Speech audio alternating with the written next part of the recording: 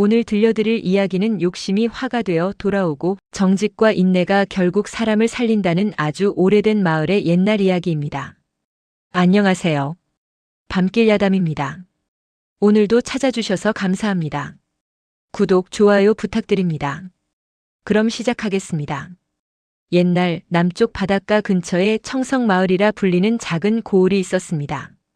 그 마을에는 소금을 팔며 살아가던 연화라는 13살 소녀가 살고 있었습니다. 아버지 장덕수는 성실한 소금 장수였습니다.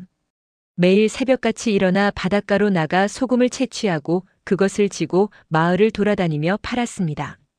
그의 손은 거칠었지만 마음만큼은 따뜻했습니다. 마을 사람들은 모두 덕수를 믿고 따랐습니다. 하지만 연화의 어머니는 연화가 9살 되던 해 긴 병을 앓다가 세상을 떠났습니다. 어머니가 떠난 후 집안은 갑자기 텅 빈 것처럼 느껴졌습니다. 아버지는 말수가 더 줄어들었고 연화는 어린 나이에도 불구하고 집안일을 도맡아 해야 했습니다.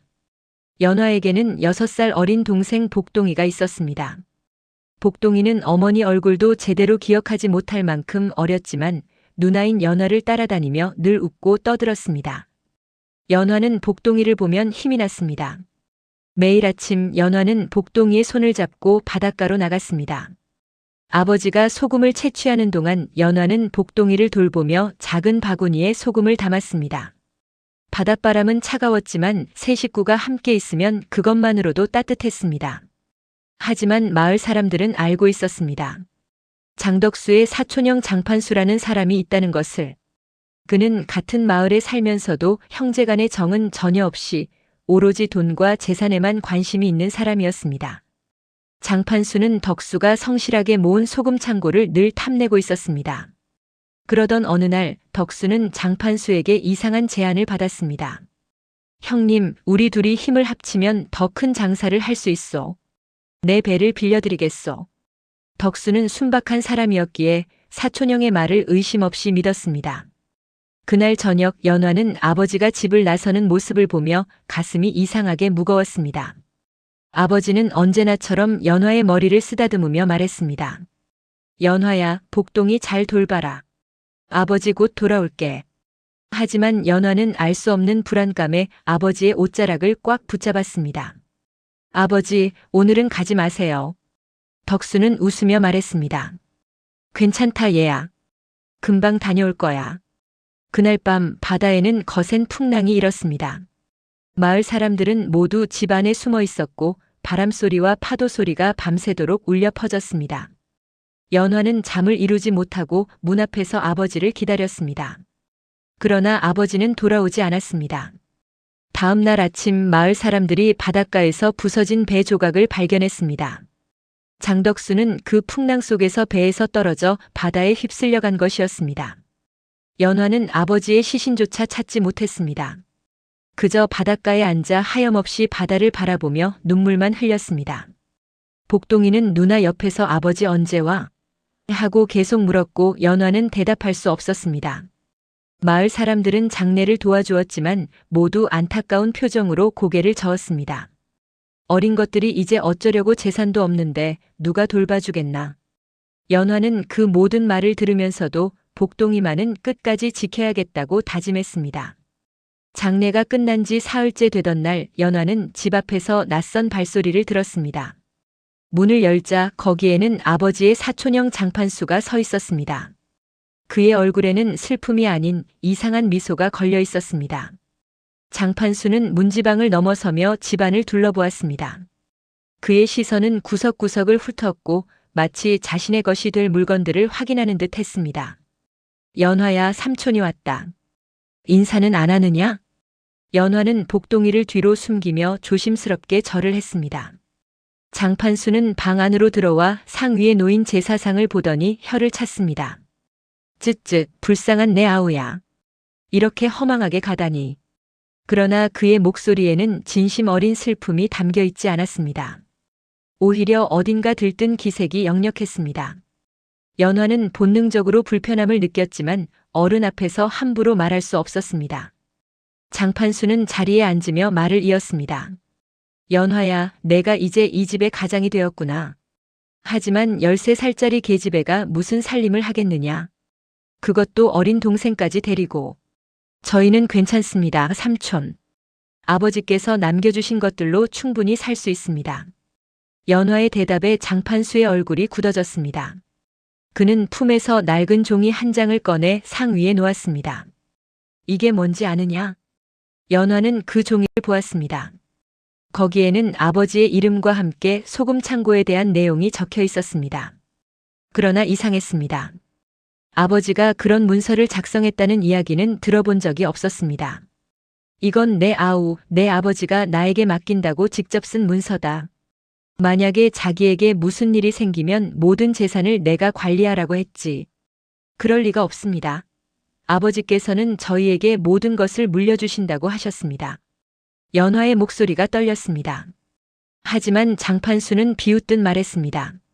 어린 것이 무얼 안다고. 이건 내 아버지 도장이 찍힌 정식 문서다. 관아에 가서 확인해봐도 된다. 실제로 그 문서에는 아버지의 도장이 찍혀 있었습니다. 하지만 연화는 알고 있었습니다. 아버지는 그를 거의 모르셨고 도장은 늘 집 안장롱 속에 보관하고 있었습니다. 누군가 몰래 그 도장을 가져다 쓴 것이 분명했습니다. 삼촌, 이건 거짓입니다. 아버지께서는 입 닥쳐라. 장판수가 갑자기 소리를 질렀습니다. 복동이가 깜짝 놀라 울음을 터뜨렸고 연화는 황급히 동생을 안아달랬습니다. 너희 같은 어린 것들이 재산을 가지고 있으면 금방 다 날린다. 내가 대신 관리해주는 게 너희를 위한 일이야. 알겠느냐? 장판수는 그날로 소금 창고의 열쇠를 가져갔습니다. 연화가 막아서려 했지만 그는 연화를 밀쳐냈습니다. 내가 성인이 될 때까지 내가 잘 관리해주마. 그때까지는 내 말을 들어야 한다. 연화는 땅바닥에 주저앉아 울고 있는 복동이를 안고만 있을 뿐이었습니다. 마을 사람들이 이 소식을 듣고 찾아왔지만 누구도 나서서 도와주지 못했습니다. 장판수가 내민 문서는 겉보기에 완벽했고 법적으로도 문제가 없어 보였기 때문입니다. 며칠 후 장판수는 다시 집에 찾아왔습니다. 이번에는 마을의 이장과 함께였습니다. 연화야, 이 집도 이제 내가 관리해야겠다. 너희는 뒤쪽 헛간으로 옮겨라. 헛간이요? 그곳은 곡식과 연장을 보관하는 곳인데요. 그래, 너희 둘이 지내기엔 충분하다. 이 본체는 내가 소금 사업을 관리하는 데 써야 한다.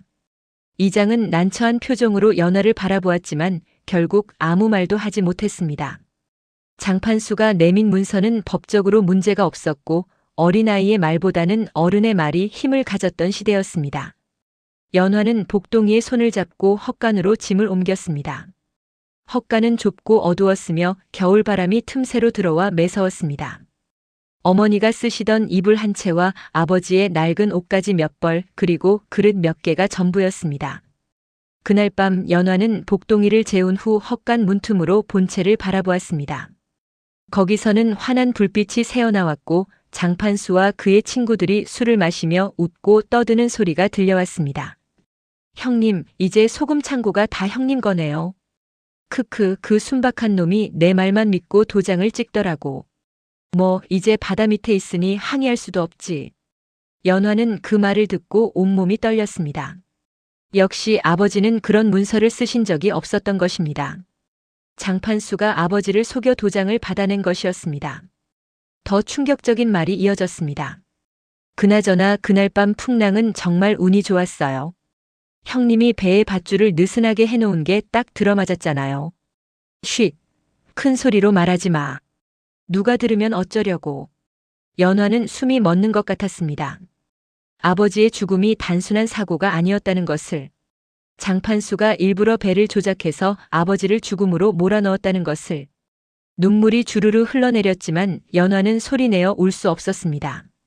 복동이가 깰까봐, 그리고 저 나쁜 사람들이 알아챌까봐 두려웠습니다. 연화는 그날 밤 다짐했습니다. 언젠가는 진실을 밝혀내고 아버지의 억울함을 풀어드리겠다고. 그리고 복동이만큼은 끝까지 지켜내겠다고. 하지만 지금의 연화는 너무 어렸고 너무 약했습니다. 할 수 있는 것은 오직 참고 견디는 것뿐이었습니다. 다음 날부터 연화는 마을 사람들의 집을 돌아다니며 바느질과 빨래 같은 허드렛 일을 해서 푼돈을 벌었습니다. 복동이는 너무 어려서 일을 할 수 없었기에 연화는 동생을 업고 다니며 일했습니다. 사람들은 연화를 불쌍히 여겼지만 아무도 장판수에게 대항하지 못했습니다. 그는 이제 마을에서 가장 큰 소금 창고를 가진 부자가 되어 있었고 힘 있는 사람들과도 교분이 있었기 때문입니다. 연화는 매일 밤 복동이를 재우며 어머니가 불러주시던 자장가를 불렀습니다. 그 노랫소리만이 이 차가운 헛간을 따뜻하게 만들어주는 유일한 것이었습니다. 겨울은 점점 깊어갔고 연화와 복동이의 삶은 더욱 힘들어져 갔습니다. 겨울은 더욱 매서워졌습니다. 헛간은 너무 추웠고 틈새로 들어오는 바람에 복동이는 자주 기침을 했습니다. 연화는 자신의 이불까지 동생에게 덮어주고 밤새 동생을 안고 떨며 잠을 청했습니다. 어느 날 저녁 장판수가 헛간 문을 발로 차며 소리쳤습니다. 야, 연화. 당장 나와. 연화가 문을 열자 장판수는 험악한 표우로 서 있었습니다. 그의 손에는 깨진 항아리 조각이 들려 있었습니다. 이게 뭐냐? 내가 본체 부엌에서 쌀을 훔쳐갔다며? 아닙니다, 삼촌. 저는 그런 적이. 거짓말 마라. 하인이 똑똑히 봤다고 했다. 내가 몰래 들어와서 쌀독을 뒤졌다고. 연화는 억울했습니다. 아무리 배가 고파도 훔치는 것만은 절대 하지 않았습니다. 하지만 장판수는 듣지 않았습니다. 도둑질하는 것까지 배웠구나. 내 아비가 저승에서 얼마나 부끄러워하겠느냐. 그 말에 연화의 눈에서 눈물이 쏟아졌습니다. 아버지 이야기를 꺼내는 것이 너무 비겁하고 잔인했습니다. 당장 이 집에서 나가라. 도둑을 내 집에 둘 수는 없다. 삼촌, 제발요. 복동이가 너무 어려서. 추운데 갈 곳이 없습니다. 그건 내가 알 바 아니다. 당장 나가지 못할까? 장판수는 연화를 밀쳤고 연화는 헛간 밖으로 넘어졌습니다. 복동이가 울면서 누나에게 달려왔고 장판수는 문을 쾅 닫아버렸습니다.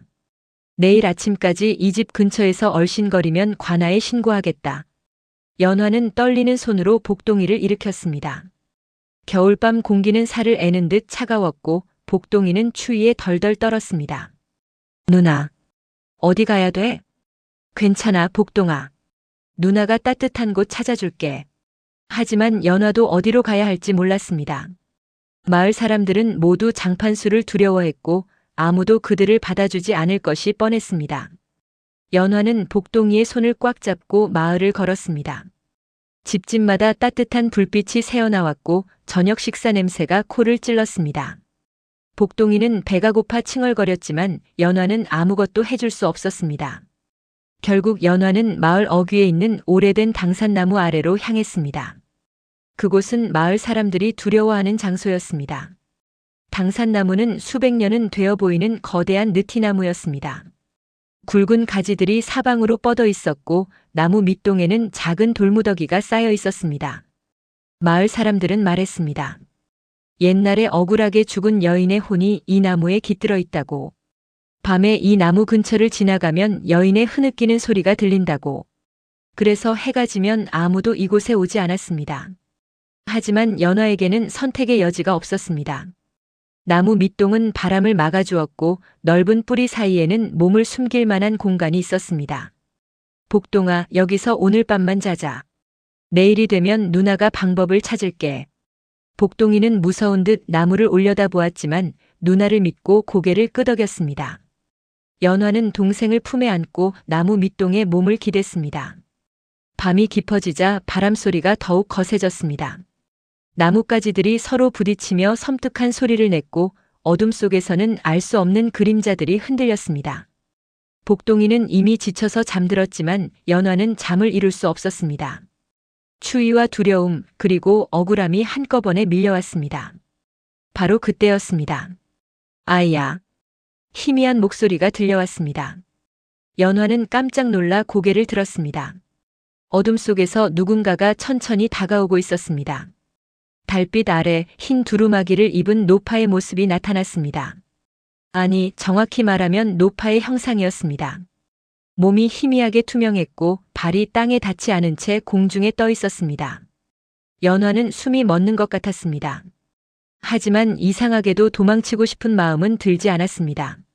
노파의 얼굴에는 무서운 표정이 아니라 깊은 슬픔이 담겨 있었습니다. 추웠겠구나, 아이야. 노파는 연화 앞에 천천히 앉았습니다. 그녀의 목소리는 바람 소리처럼 희미했지만 따뜻함이 느껴졌습니다. 연화는 떨리는 목소리로 물었습니다. 할머니는 누구세요? 노파는 당산나무를 올려다보며 한숨을 쉬었습니다. 나는 오래전 이 마을에 살았던 여인이다. 내 이름은 월선이었지. 노파는 자신의 이야기를 천천히 들려주었습니다. 그녀는 50년 전 이 마을의 부잣집 며느리였습니다. 성실하고 착했지만 시어머니의 미움을 받았습니다. 어느 날 집안의 귀한 비녀가 사라졌습니다. 시어머니는 월선을 도둑으로 몰았고 마을 사람들 앞에서 공개적으로 망신을 주었습니다. 월선은 결백을 주장했지만 아무도 믿지 않았습니다. 결국 월선은 집에서 쫓겨났고 의지할 곳 없이 이 당산나무 아래에서 밤을 보내다가 겨울 추위에 얼어 죽었습니다.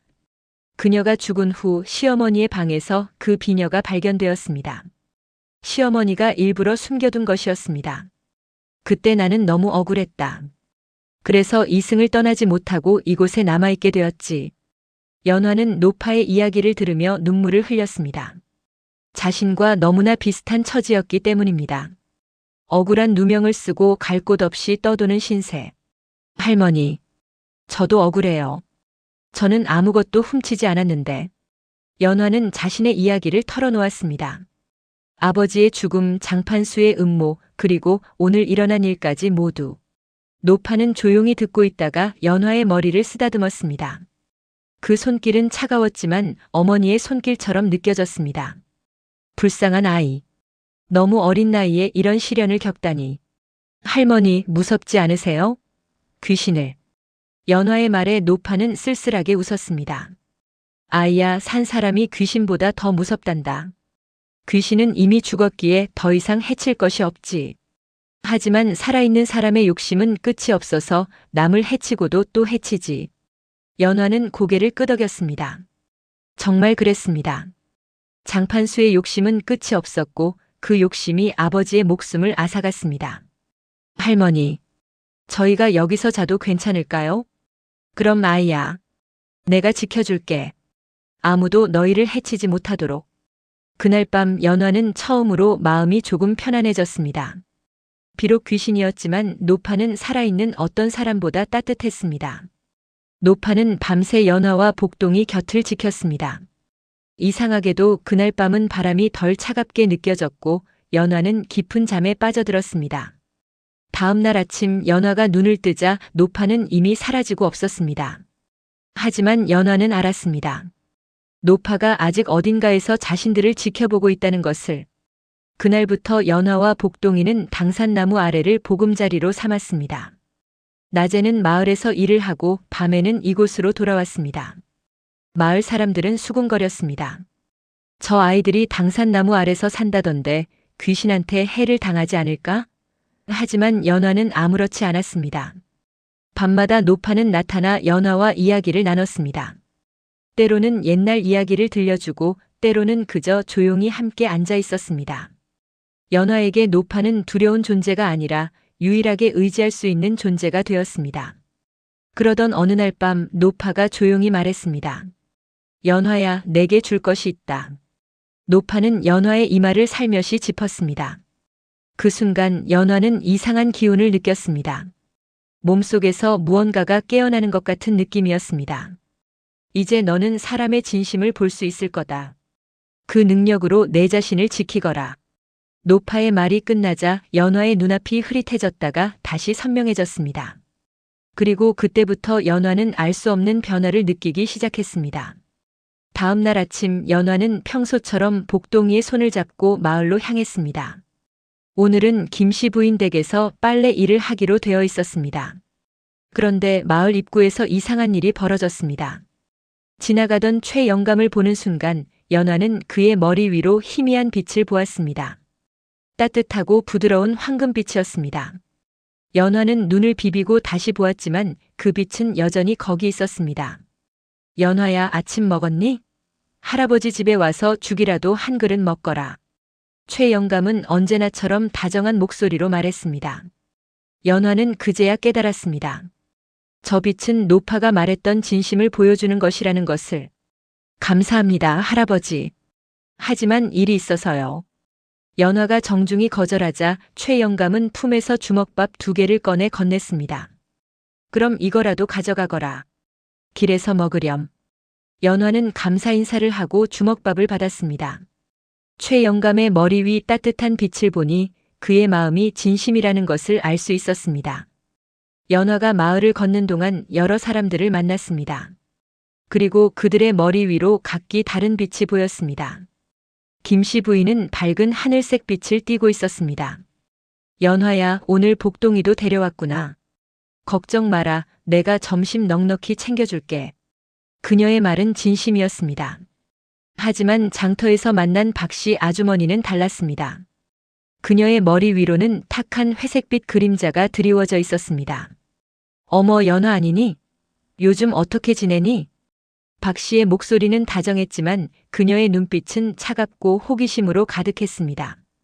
연화는 그 탁한 그림자를 보며 불편함을 느꼈습니다. 잘 지내고 있습니다, 아주머니. 그래? 당산나무 아래서 산다며? 무섭지 않니? 거기 귀신 나온다던데. 박씨는 겉으로는 걱정하는 척했지만 연화는 알 수 있었습니다. 그녀는 진심으로 걱정하는 것이 아니라 그저 소문거리를 만들고 싶어 하는 것이었습니다. 괜찮습니다. 저는 귀신보다 사람이 더 무섭던데요. 연화의 대답에 박씨는 당황한 표정을 지었습니다. 연화는 더 이상 말하지 않고 복동이의 손을 잡고 자리를 떠났습니다. 며칠이 지나면서 연화는 이 능력에 익숙해졌습니다. 사람들의 머리 위 빛과 그림자를 보면 그들의 진짜 마음을 알 수 있었습니다. 진심으로 친절한 사람은 밝은 빛을 띠었고 겉과 속이 다른 사람은 탁한 그림자를 드리웠습니다. 욕심이 많은 사람은 검붉은 기운이 감돌았고 순수한 아이들은 맑은 빛을 발했습니다. 그리고 어느 날 연화는 장판수를 마주쳤습니다. 장터에서 소금을 팔고 있던 장판수는 연화를 보자 씩 웃었습니다. 오, 연화 아니냐? 잘 지내는구나. 하지만 연화가 본 것은 충격적이었습니다. 장판수의 머리 위로는 시커먼 연기 같은 것이 피어오르고 있었습니다. 그 연기는 마치 살아있는 것처럼 꿈틀거렸고 그 안에서는 탐욕과 악의가 소용돌이치고 있었습니다.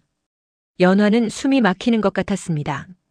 이렇게 끔찍한 기운은 처음 보았습니다. 삼촌, 왜 할 말이라도 있느냐? 아, 혹시 집으로 돌아오고 싶은 거냐? 안 되지. 도둑질한 애를 어떻게 다시 받아들이겠느냐? 장판수의 말에는 거짓이 가득했습니다. 그는 연화가 도둑이 아니라는 것을 알고 있었습니다. 그저 쫓아내고 싶었던 것뿐이었습니다. 연화는 아무 말도 하지 않고 고개를 숙인 채 그 자리를 떠났습니다. 하지만 그녀의 마음속에는 새로운 결심이 자리 잡았습니다. 언젠가는 저 사람의 악행을 모두에게 보여줄 거야. 하지만 지금은 때가 아니야. 그날 밤 연화는 노파에게 물었습니다. 할머니, 왜 저한테 이런 능력을 주신 거예요? 노파는 달빛 아래 앉아 조용히 대답했습니다. 연화야, 세상에는 2종류의 사람이 있단다. 겉과 속이 같은 사람과 겉과 속이 다른 사람. 내가 이 능력으로 사람들의 진짜 모습을 볼 수 있다면 속지 않고 살 수 있을 거야. 그럼 저는 이제 나쁜 사람들을 피할 수 있겠네요. 그렇지. 하지만 그것보다 더 중요한 것이 있단다. 뭔데요? 진짜 선한 사람이 누구인지 알 수 있다는 거야. 이 험한 세상에서 진심으로 너를 도와줄 사람을 찾을 수 있게 되는 거지. 노파의 말에 연화는 고개를 끄덕였습니다. 그리고 마음속으로 다짐했습니다. 이 능력을 함부로 쓰지 않겠다고. 자랑하지도 남용하지도 않겠다고. 다음 날 연화는 장터에서 이상한 장면을 목격했습니다. 한 상인이 노인에게 물건을 팔고 있었는데 그의 머리 위로 검은 그림자가 피어오르고 있었습니다. 연화는 직감적으로 알았습니다. 저 상인은 노인을 속이고 있다는 것을. 할아버지, 이 약재는 정말 좋은 겁니다. 이걸 드시면 병이 금방 나으실 거예요. 그런가? 하지만 값이 너무 비싼데. 비싸지 않습니다. 이건 아주 귀한 약재라서 원래 이 값보다 더 비싼 거예요. 연화는 잠시 망설이다가 노인에게 다가갔습니다. 할아버지, 저 약재 사지 마세요. 노인과 상인이 동시에 연화를 바라보았습니다. 왜 그러니, 아가씨? 저 약재는 그냥 흔한 풀뿌리예요. 제가 바닷가에서 많이 봤어요. 저렇게 비싼 게 아니에요. 상인의 얼굴이 붉어졌습니다. 이 어린 것이 뭘 안다고. 어른들 일에 끼어들지 마. 하지만 노인은 연화의 말을 믿었습니다. 연화의 맑은 눈빛에서 진실을 느꼈기 때문입니다. 그럼 난 안 사겠네. 고맙구나, 아가씨.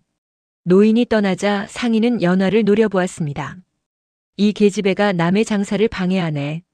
당장 꺼져. 연화는 조용히 그 자리를 떠났습니다. 하지만 마음은 뿌듯했습니다. 자신의 능력으로 누군가를 도울 수 있다는 것이 기뻤습니다. 시간이 흐르면서 마을 사람들은 연화의 변화를 느끼기 시작했습니다. 연화는 이전보다 더 침착해졌고 사람을 대하는 태도도 달라졌습니다. 어떤 사람에게는 따뜻하게 대했고 어떤 사람에게는 거리를 두었습니다. 사람들은 이상하게 여겼지만 연화가 나쁜 사람들을 피하고 선한 사람들과 가까이 지낸다는 것을 점차 알게 되었습니다. 특히 연화가 견고한 사람들은 나중에 정말로 문제를 일으키는 경우가 많았습니다. 장터에서 연화가 피했던 상인은 나중에 가짜 약재를 팔다가 잡혔고 연화가 거리를 둔 아낙네는 이웃집 물건을 훔쳤다가 들통났습니다. 사람들은 수군거리기 시작했습니다. 저 아이 뭔가 특별한 능력이 있는 것 같아. 당산나무 귀신이 도와주는 거 아닐까? 아니야, 저 아이가 원래 영특한 거겠지. 하지만 연화는 자신의 능력에 대해 절대 말하지 않았습니다. 그저 조용히 살아갈 뿐이었습니다. 어느 날 밤 복동이가 물었습니다. 누나, 사람들이 누나가 신기한 능력이 있대. 정말이야? 연화는 동생의 머리를 쓰다듬으며 웃었습니다. 복동아, 누나한테 특별한 능력 같은 건 없어. 그냥 사람을 잘 보는 눈이 생긴 것뿐이야. 그게 뭐가 달라? 누가 진짜 착한 사람이고 누가 나쁜 사람인지 알 수 있게 됐어. 그래서 우리를 해칠 사람은 피하고 도와줄 사람은 가까이 지낼 수 있지. 복동이는 고개를 끄덕였습니다. 그럼 삼촌은 나쁜 사람이야? 연화는 잠시 침묵했다가 대답했습니다. 응, 아주 나쁜 사람이야. 하지만 언젠가는 벌을 받을 거야. 나쁜 짓은 언젠가 드러나게 되어 있거든. 그날 밤 노파가 다시 나타났습니다. 연화야, 내가 능력을 잘 쓰고 있구나. 자랑하지도 않고 함부로 쓰지도 않으면서 사람들을 도우니 기특하다. 할머니, 이 능력으로 장판수의 악행을 밝혀낼 수 있을까요? 노파는 고개를 저었습니다. 아니다, 아이야. 이 능력은 진실을 보여줄 뿐 증명할 수는 없어. 사람들은 내가 본 것을 믿지 않을 거야. 눈에 보이는 증거가 필요하지. 그럼 어떻게 해야 해요? 기다리는 거야. 악한 사람은 스스로 무너지게 되어 있단다. 욕심이 많으면 많을수록 더 큰 실수를 하게 되지. 그때를 기다려라. 연화는 노파의 말을 가슴에 새겼습니다. 그리고 인내하며 기다리기로 했습니다. 하지만 연화는 몰랐습니다. 장판수의 욕심이 이미 걷잡을 수 없이 커지고 있다는 것을, 그리고 그 욕심이 곧 마을 전체를 위기에 빠뜨릴 것이라는 것을. 장판수는 소금 창고를 차지한 후 욕심이 날로 커져갔습니다. 처음에는 소금만 팔았지만 이제는 곡식, 직물, 심지어 약재까지 손을 뻗쳤습니다. 그는 마을에서 가장 큰 상인이 되었고 그의 집은 날마다 손님들로 붐볐습니다. 하지만 그의 머리 위를 감싼 검은 기운은 더욱 짙어져만 갔습니다. 연화는 멀리서 그를 지켜보았습니다. 장판수는 이제 겉으로는 존경받는 상인이었지만 뒤에서는 온갖 더러운 짓을 저질렀습니다. 어느 날 연화는 장터에서 이상한 장면을 목격했습니다. 장판수가 한 남자와 은밀하게 이야기를 나누고 있었습니다. 그 남자의 머리 위로도 검은 그림자가 드리워져 있었습니다. 이번 소금은 특별하네. 값이 더 나갈 것 같은데? 그럼요, 나리. 이건 아주 깨끗한 천일염입니다. 다른 소금과는 차원이 다르죠. 하지만 연화는 알았습니다. 저 소금에는 뭔가 문제가 있다는 것을. 장판수의 기운이 평소보다 더 탁하고 불안정했기 때문입니다. 연화는 조용히 그들의 대화를 엿들었습니다. 하지만 양이 부족하지 않소? 주물량을 다 채우려면. 걱정 마십시오. 제가 방법을 알고 있습니다. 장판수는 주변을 살피더니 목소리를 낮췄습니다. 바닷물을 조금 섞으면 됩니다. 어차피 일반 사람들은 구분 못합니다. 연화는 숨이 멎는 것 같았습니다. 소금에 바닷물을 섞는다니 그것은 심각한 사기였습니다. 그런 소금을 먹으면 사람들이 병에 걸릴 수도 있었습니다. 며칠 후 장판수는 정말로 그 일을 실행에 옮겼습니다. 그는 밤중에 소금 창고에서 작업을 했습니다. 순수한 천일염에 바닷물을 섞어 양을 불렸고 그것을 마을 사람들에게 팔기 시작했습니다. 처음에는 아무도 눈치채지 못했습니다. 하지만 시간이 지나면서 이상한 일들이 벌어지기 시작했습니다. 김씨 부인네 집에 김장김치가 제대로 익지 않고 물러졌습니다. 최영감네 된장은 이상한 냄새를 풍기며 상했습니다. 여러 집에서 비슷한 문제가 발생했습니다. 이상하네, 올해 소금이 뭔가 이상해. 맞아, 우리 집도 그래. 김치가 제대로 안 익어. 마을 사람들은 수군거렸지만 아직 원인을 알지 못했습니다.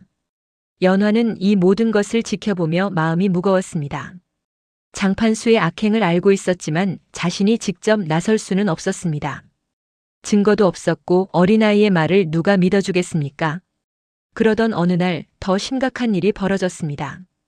마을의 이장댁에서 큰 잔치가 있었습니다. 이장의 아들이 장가를 드는 날이었고 마을 사람들이 모두 모였습니다.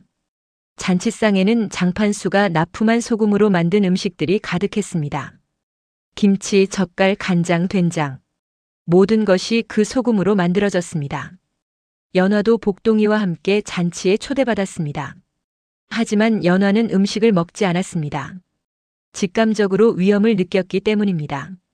잔치가 무르익을 무렵 갑자기 손님 한 명이 배를 움켜잡고 쓰러졌습니다.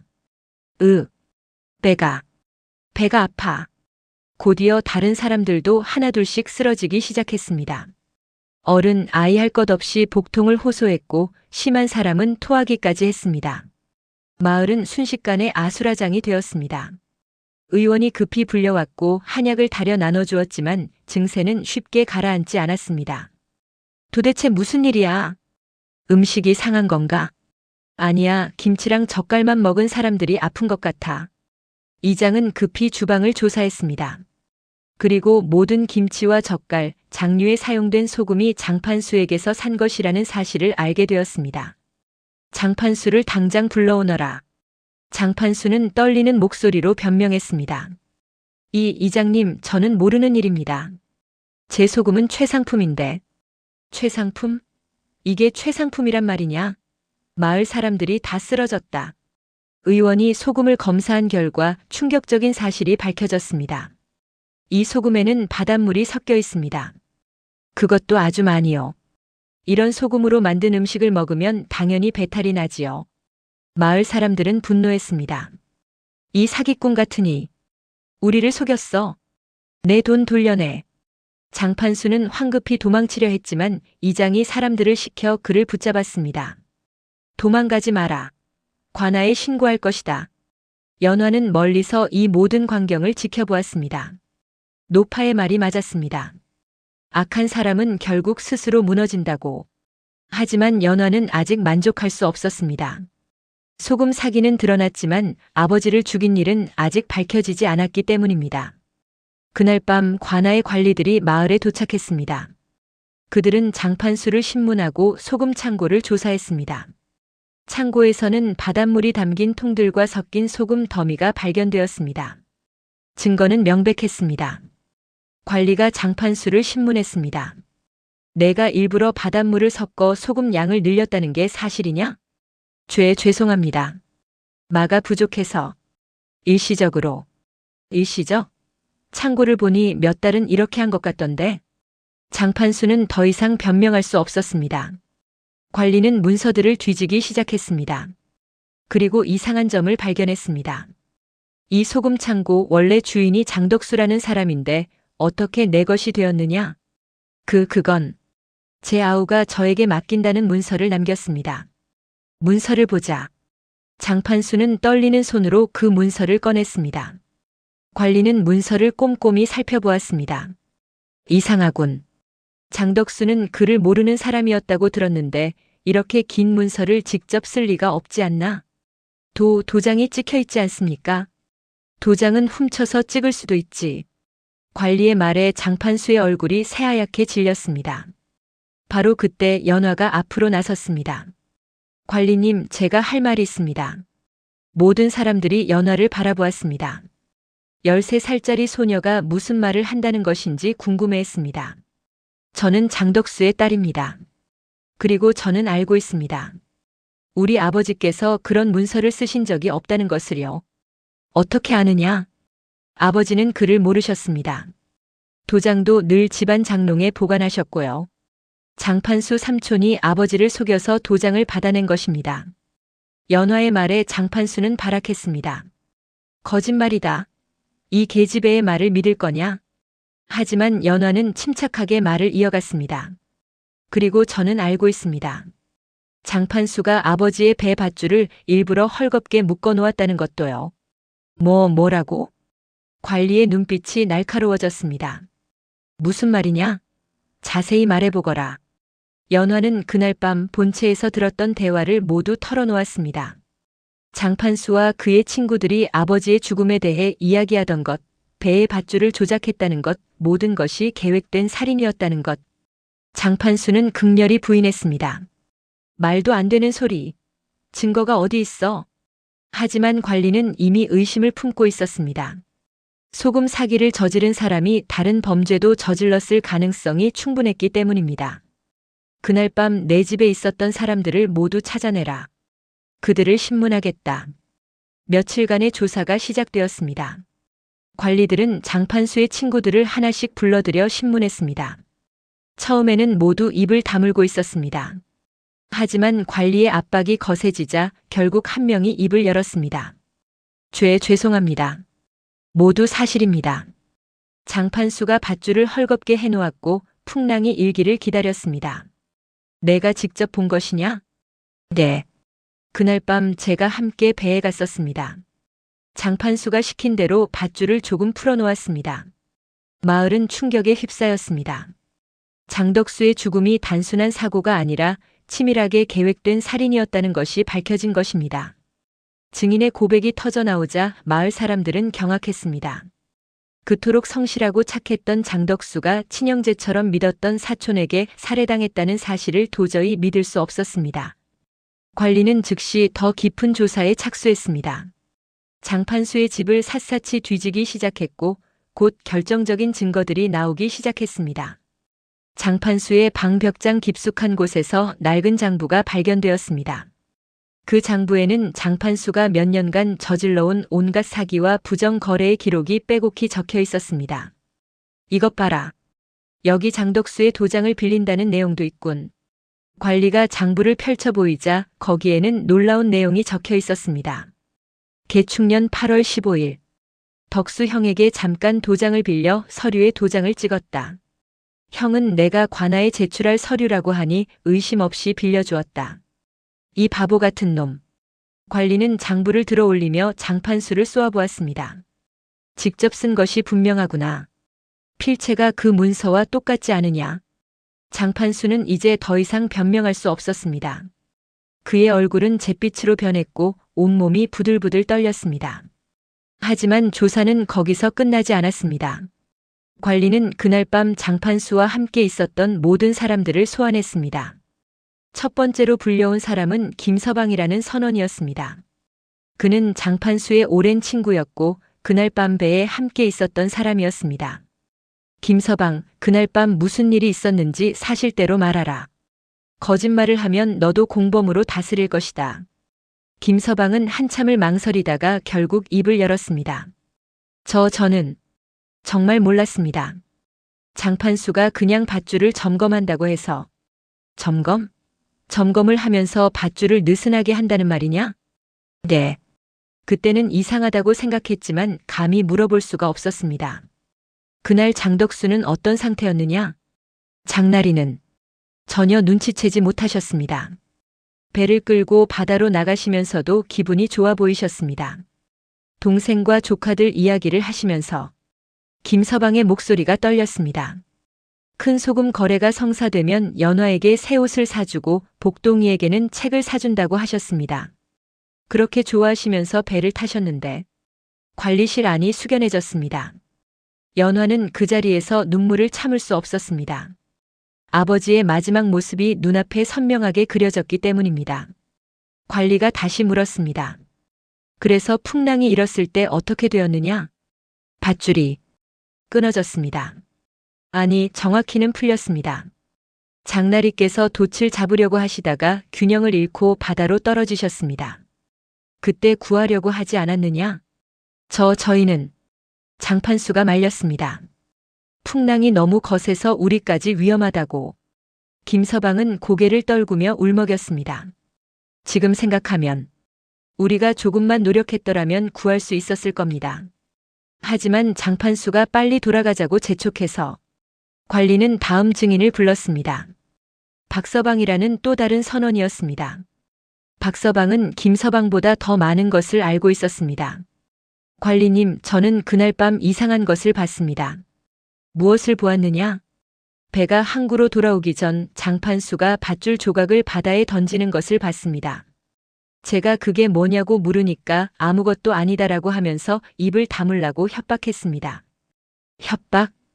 예, 만약 이 일을 누구한테라도 말하면 나도 공범으로 만들겠다고 했습니다. 그래서 저는 지금까지 말하지 못했습니다. 박서방의 증언으로 그날 밤의 전모가 더욱 명확해졌습니다. 장판수는 미리 밧줄을 조작해 두었고 풍랑이 일기를 기다렸으며 장덕수가 바다에 빠진 후에는 구조하지 않고 방치했던 것입니다. 관리는 장판수를 다시 신문했습니다. 이제 변명의 여지가 없다. 내가 직접 형제를 죽인 것이나 다름없구나. 장판수는 마침내 무너졌습니다. 그는 바닥에 주저앉아 머리를 조아리며 용서를 빌었습니다. 죄송합니다. 제가 잘못했습니다. 왜 그랬느냐? 너희는 형제처럼 지낸 사이라고 들었는데 소금 창고가 탐이 났습니다. 덕수 형은 성실해서 창고가 점점 커지고 있었고 저는 가난했습니다. 장판수는 눈물을 흘리며 말을 이었습니다. 처음에는 그냥 빌려달라고 하려고 했습니다. 하지만 형이 거절할 것 같았고 그래서 도장을 몰래 찍어서 문서를 만들었습니다. 그리고 형제를 죽였구나. 저는 죽일 생각까지는 아니었습니다. 그냥 사고처럼 보이게 하려고. 관리가 차갑게 말했습니다. 사고처럼 보이게 한 살인이 살인이 아니란 말이냐? 내가 한 짓은 명백한 살인이다. 이때 마을 이장이 앞으로 나섰습니다. 관리님, 한 가지 더 조사해야 할 것이 있습니다. 무엇이냐? 장판수가 최근에 다른 사람들에게도 사기를 친 것이 한두 건이 아닙니다. 제가 알기로는 적어도 10명 이상이 피해를 입었습니다. 이장의 말에 마을 사람들이 하나둘씩 나섰습니다. 저도 피해를 입었습니다. 장판수에게 땅을 팔았는데 약속한 돈의 절반밖에 받지 못했습니다. 저는 곡식거래에서 속았습니다. 좋은 쌀이라고 해서 샀는데 반은 썩은 쌀이었습니다. 저희 집은 약재를 샀다가 큰 손해를 봤습니다. 피해자들의 증언이 끊임없이 이어졌습니다. 장판수가 몇 년간 저질러온 사기와 협잡의 실체가 하나씩 드러났습니다. 관리는 모든 증언을 기록하며 고개를 저었습니다. 이렇게 많은 사람을 속이고도 잘만 살았구나. 장판수의 집을 더 조사하자 숨겨둔 재산도 발견되었습니다. 금은 보화가 가득한 상자들이 땅속에 묻혀 있었고 다른 사람들의 토지 문서도 나왔습니다. 이것들은 모두 부정하게 얻은 것들이다. 원래 주인들에게 돌려주어야 한다. 며칠간의 조사가 끝나고 관리는 최종 판결을 내렸습니다. 장판수, 너는 형제를 살해하고 그의 재산을 강탈했으며 수십 명의 사람들을 속여 재물을 가로챘다. 또한 불량 소금을 팔아 마을 사람들의 건강을 해쳤다. 관리는 판결문을 펼쳤습니다. 이에 너를 살인, 사기, 재산 강탈의 죄로 다스린다. 모든 재산을 몰수하고 외딴 섬으로 유배 보낸다. 평생 그곳에서 죗값을 치르며 살도록 하라. 마을 사람들은 환호했습니다. 드디어 정의가 실현된 것입니다. 장판수는 손발이 묶인 채 끌려나갔습니다. 그가 마지막으로 연화를 바라봤을 때 연화는 아무 표정 없이 그를 지켜보고 있었습니다. 연화야, 삼촌이 잘못했다. 용서해다오. 하지만 연화는 대답하지 않았습니다. 그저 조용히 복동이의 손을 잡고 서 있을 뿐이었습니다. 장판수가 끌려가는 모습을 보며 마을 사람들은 수군거렸습니다. 결국 악한 짓은 드러나는구나. 욕심이 사람을 망치는 거야. 가엾은 장덕수. 이제라도 억울함이 풀렸으니 저승에서 편히 쉬시겠지. 관리는 연화를 불렀습니다. 연화야, 내가 용기를 내어 진실을 밝혀줘서 고맙다. 내 아버지의 소금 창고와 집은 모두 내게 돌려주겠다. 감사합니다, 관리님. 그리고 장판수가 부정하게 모은 재산 중 일부는 내 아버지의 것이었을 가능성이 크다. 그것도 조사해서 돌려주도록 하겠다. 연화는 깊이 절을 했습니다. 마침내 아버지의 억울함이 풀린 것입니다. 그날 밤 연화는 당산나무 아래로 갔습니다. 노파가 거기서 기다리고 있었습니다. 할머니, 저희 아버지의 원수를 갚았어요. 노파는 부드럽게 미소 지었습니다. 잘했다, 아이야. 하지만 너는 복수를 한 것이 아니라 진실을 밝힌 것뿐이다. 그것이 올바른 길이란다. 할머니 말씀이 맞았어요. 악한 사람은 결국 스스로 무너지더라고요. 그렇지. 욕심이 많은 사람은 욕심 때문에 실수를 하고 그 실수가 쌓여서 결국 무너지게 되어 있단다. 연화는 하늘을 올려다보았습니다. 별이 유난히 밝게 빛나고 있었습니다. 아버지, 이제 편히 쉬세요. 복동이는 제가 잘 키울게요. 바람이 불어왔고 그 바람은 마치 아버지의 대답처럼 느껴졌습니다. 노파가 말했습니다. 연화야, 이제 너는 집으로 돌아갈 수 있다. 나도. 이제 떠날 때가 된 것 같구나. 할머니, 어디 가시려고요? 나는 오래전부터 이곳에 머물러 있었단다. 억울함 때문에 떠나지 못하고. 하지만 너를 보면서 깨달았어. 복수가 아니라 진실이 사람을 자유롭게 한다는 것을. 노파의 모습이 점점 희미해지기 시작했습니다. 할머니, 괜찮다, 아이야.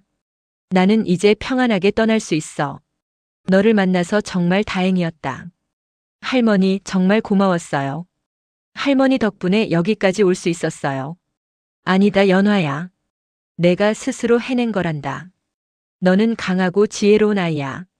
앞으로도 그 마음을 잃지 마라. 노파는 마지막으로 연화의 머리를 쓰다듬었습니다. 행복하게 살아라, 아이야. 그리고 다른 사람들에게도 따뜻한 손을 내밀어 주렴. 내가 받은 도움을 다른 이들에게 나눠주는 거야. 예, 할머니. 약속할게요. 노파의 모습이 완전히 사라졌습니다. 하지만 연화는 슬프지 않았습니다. 노파가 이제 평안을 찾았다는 것을 알았기 때문입니다. 연화는 당산나무를 한참 바라보다가 복동이의 손을 잡고 집으로 향했습니다. 이제 그들에게는 돌아갈 집이 있었습니다. 이튿날 아침 연화와 복동이는 오랜만에 본체의 문을 열었습니다. 관아의 명령으로 장판수의 모든 재산이 몰수되었고 원래 주인이었던 연화에게 집과 소금 창고가 돌아온 것입니다. 문을 열자 먼지가 자욱했습니다. 하지만 연화의 눈에는 그 먼지마저 반갑게 느껴졌습니다. 이곳은 아버지가 살아계실 때 함께 웃고 떠들던 곳이었으니까요. 누나, 우리 집이다. 정말 우리 집이야. 복동이가 방방 뛰며 기뻐했습니다. 연화는 동생의 머리를 쓰다듬으며 미소 지었습니다. 그래, 복동아. 이제 우리가 다시 집으로 돌아왔어. 하지만 집안은 엉망이었습니다. 장판수가 살면서 어지럽혀 놓은 물건들이 여기저기 널려 있었고 아버지와 어머니의 물건들은 모두 헛간으로 내던져져 있었습니다. 연화는 소매를 걷어올리고 청소를 시작했습니다. 마을 사람들이 소문을 듣고 하나둘씩 찾아왔습니다. 연화야, 우리가 도와주마. 김씨 부인이 빗자루를 들고 왔고 최 영감은 걸레와 물통을 가져왔습니다. 이웃 아낙네들도 함께 모여들었습니다. 이런 일은 혼자 하는 게 아니지. 다 같이 하면 금방 끝난다.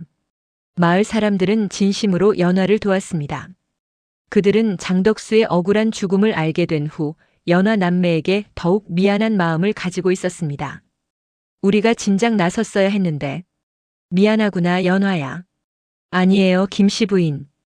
어른들도 어쩔 수 없었던 거 알아요. 반나절 만에 집은 깨끗해졌습니다. 먼지를 털어내고 마루를 닦고 방을 정리하자 예전의 따뜻한 집 모습이 되살아났습니다. 저녁 무렵 마을 이장이 찾아왔습니다. 연화야, 소금 창고도 확인해 봐야 한다. 관아에서 장판수가 남긴 소금은 모두 폐기하라고 했으니 새로 시작해야 할 거다. 연화는 이장과 함께 소금 창고로 향했습니다. 창고 문을 열자 쌓여있던 소금 더미들이 보였습니다. 하지만 그 소금들은 모두 바닷물이 섞인 불량품이었습니다. 이것들은 모두 버려야 한다. 안타깝지만 어쩔 수 없구나. 연화는 고개를 끄덕였습니다. 괜찮아요, 이장님. 저는 처음부터 다시 시작할 수 있어요. 하지만 소금을 만드는 것은 쉬운 일이 아니란다. 내 아버지처럼 경험이 필요하지. 바로 그때 뒤에서 낯익은 목소리가 들렸습니다. 제가 도와드리겠습니다. 돌아보니 바닷가에서 소금을 만들던 노인 두 분이 서 계셨습니다. 그들은 아버지와 함께 일했던 분들이었습니다. 우리가 덕수와 함께 일했던 사람들이다. 그 친구의 딸을 어찌 그냥 두겠느냐. 우리가 소금 만드는 법을 가르쳐 주마. 연화의 눈에 눈물이 맺혔습니다. 감사합니다, 할아버지들. 고맙긴. 내 아버지가 우리에게 얼마나 잘해줬는데. 이건 당연한 일이다.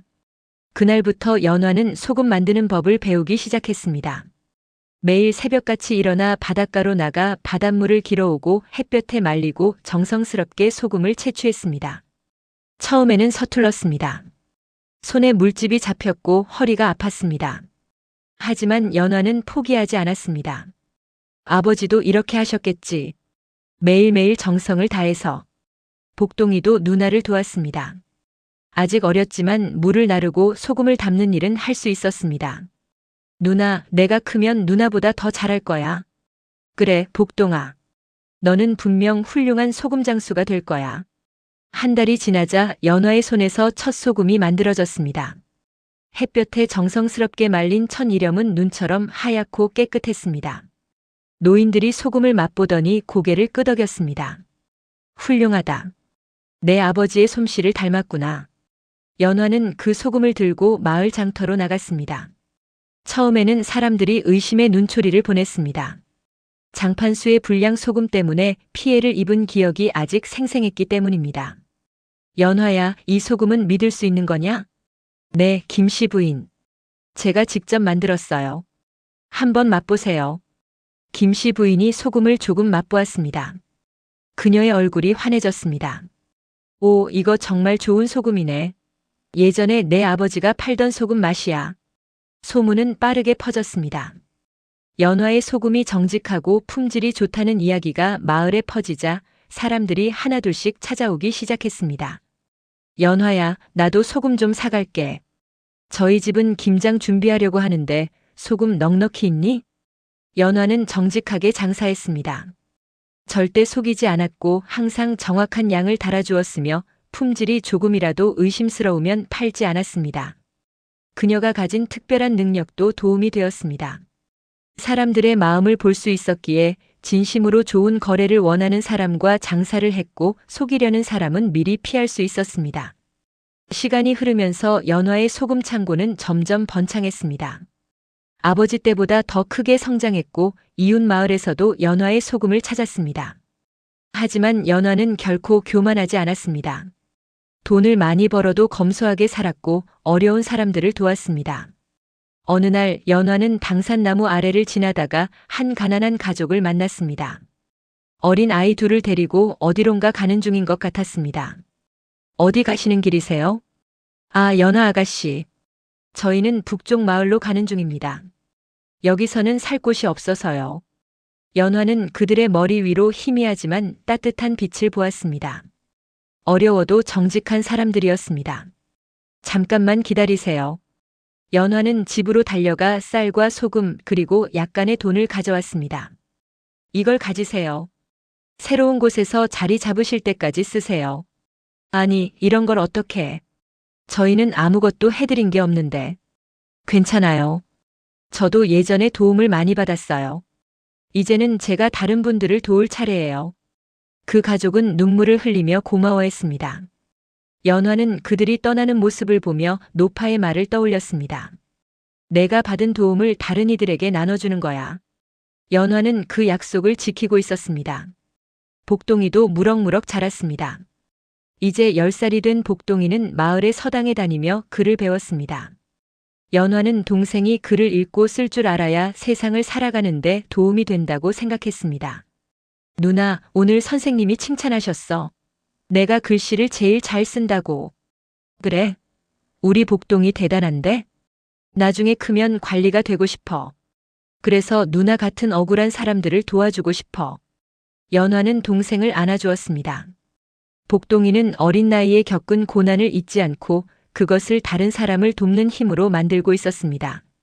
어느 가을날 저녁 연화는 집 마루에 앉아 노을을 바라보았습니다. 마을은 평화로웠고 사람들은 저녁 식사를 준비하며 웃고 떠들었습니다. 아버지, 저 잘 살고 있죠? 바람이 불어왔고 연화는 그 바람 속에서 아버지의 대답을 느낄 수 있었습니다. 복동이가 서당에서 돌아와 마루에 앉았습니다. 누나, 오늘 선생님이 정직에 대해 가르쳐 주셨어. 정직한 사람은 비록 힘들어도 결국 좋은 결과를 얻는다고 하셨어. 맞는 말이야, 복동아. 그리고 욕심 많은 사람은 결국 망한다고도 하셨어. 꼭 장판수 삼촌 같다고 생각했어. 연화는 고개를 끄덕였습니다. 그래. 우리는 절대 그런 사람이 되면 안 돼. 항상 정직하고 남을 속이지 않고 어려운 사람을 도우며 살아야 해. 알았어, 누나. 약속할게. 두 남매는 손을 맞잡았습니다. 그들의 머리 위로는 따뜻하고 밝은 빛이 빛나고 있었습니다. 며칠 후 연화는 당산나무를 찾았습니다. 노파가 떠난 후 처음 오는 것이었습니다. 나무는 여전히 그 자리에 우뚝 서 있었습니다. 하지만 예전처럼 음산한 느낌은 들지 않았습니다. 오히려 따뜻하고 평화로운 기운이 느껴졌습니다. 할머니, 저 잘 살고 있어요. 할머니께서 가르쳐 주신 대로 정직하게 살고 다른 사람들을 돕고 있어요. 바람이 나뭇잎을 흔들었고 연화는 그것이 노파의 대답이라고 느꼈습니다. 복동이도 잘 크고 있어요. 나중에 훌륭한 사람이 될 거예요. 연화는 나무 아래에 작은 꽃다발을 놓았습니다. 할머니, 평안히 쉬세요. 그리고 정말 고마웠어요. 연화가 돌아서려는 순간 나뭇가지 사이로 햇살이 비쳤습니다. 그 빛은 마치 노파가 미소 짓는 것처럼 따뜻했습니다. 연화는 집으로 돌아왔습니다. 복동이가 저녁 식사를 준비하고 있었고 부엌에서는 구수한 된장찌개 냄새가 났습니다. 누나, 밥 먹자. 그래, 같이 먹자. 두 남매는 작은 상을 마주하고 앉아 저녁을 먹었습니다. 비록 화려하지는 않았지만 정성스럽게 차린 밥상이었습니다. 잘 먹겠습니다. 밤이 되자 마을에 고요한 평화가 내려앉았습니다. 연화의 집에서는 따뜻한 등불이 밝혀져 있었고 그 빛은 밤새도록 꺼지지 않았습니다. 청성마을은 다시 평온을 되찾았습니다. 욕심 많은 사람이 사라지고 정직한 사람들이 마을을 이끌어가고 있었습니다. 그리고 그 중심에는 연화가 있었습니다. 어린 나이에 큰 시련을 겪었지만 그것을 이겨내고 더 강하고 지혜로운 사람으로 성장한 소녀. 연화의 이야기는 마을 사람들에게 전해져 내려갔고 사람들은 이렇게 말했습니다. 정직과 인내는 결국 사람을 살린다. 욕심은 화가 되어 돌아온다. 그리고 진실은 언젠가 반드시 밝혀진다. 이것이 청성마을에 전해지는 소금장수의 딸 연화의 이야기입니다. 오늘 들려드린 이야기는 욕심보다 인내가, 원망보다 정직이 결국 사람을 지켜준다는 옛날 이야기였습니다. 지금 이 순간 하루의 걱정은 잠시 내려놓으시고 편안히 눈을 감으셔도 좋겠습니다. 이야기가 마음에 드셨다면 구독과 좋아요로 다음밤의 이야기를 함께 해주세요. 이 채널은 잠들기 전 조용히 들을 수 있는 옛날 이야기를 계속 전해드릴 예정입니다. 오늘도 고생 많으셨습니다. 편안한 밤 좋은 꿈 꾸십시오.